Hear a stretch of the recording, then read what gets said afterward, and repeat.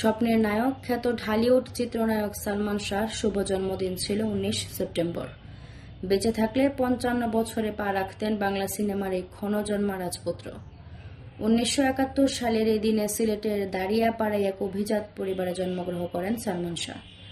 বাবার নাম কমরউদ্দিন চৌধুরী, মায়ের নাম নীলা চৌধুরী। পরিবারের বড় ছেলে সালমানের আসল নাম শাহরিয়া চৌধুরী ইমন।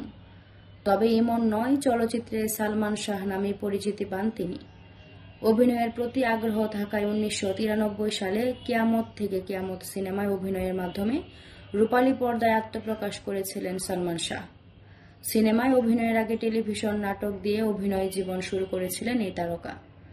সালমান শাহ অভিনীত নাটকের মধ্যে রয়েছে আকাশছোঁয়া, সব পাখি ঘরে ফিরে, সৈকতের সারস, নয়ন, ইতিকথা, বিশেষ টেলিফিল্মে স্বপ্নের পৃথিবী।